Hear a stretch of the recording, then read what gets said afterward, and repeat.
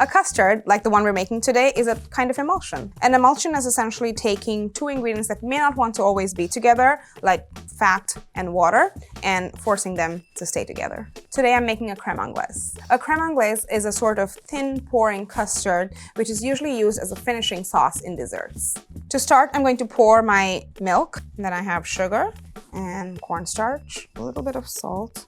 I'll whisk this to make sure that all the cornstarch is dissolved. I'm going to put it in the microwave. With this step, you're essentially kind of dissolving the sugar and activating the cornstarch. This is a large volume of milk, so I'm going to do 4 minutes, regular power, at full power.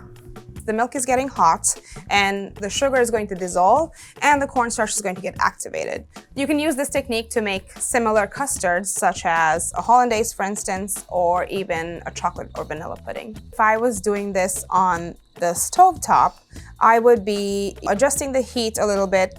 I would be whisking constantly to make sure nothing is burning or catching. But with the microwave, I'm just standing here and talking to you. So after 4 minutes in the microwave, it's steaming. There's like a thin skin on top. And this is an important step when you are making a custard in the microwave, is to go in and whisk periodically. Nowhere as much as you would need to on a stovetop. I can see that the sugar is completely dissolved, but it hasn't quite thickened yet, and the cornstarch hasn't been activated. So I'm going to put it back for 2 minutes at full power.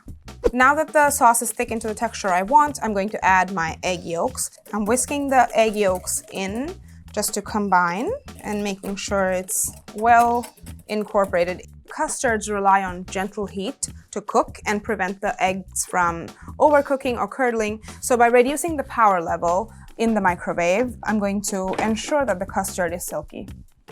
Power button is really your best friend. I'm really looking to just sort of pasteurize and very lightly cook the egg yolks, so I might just do 45 seconds at 50% power. That's the first 45 seconds. I'm going to give this a light whisk. It's very close to being done, and you can see it looks very smooth. So I'll put it back in for about 30 additional seconds. This looks very good. It has thickened to the right texture. For how little I had to whisk, this is incredibly smooth. And at this stage is when I add my vanilla. That's it. That's the custard.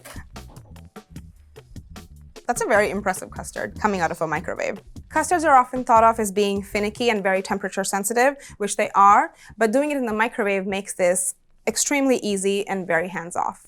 You're doing a great job.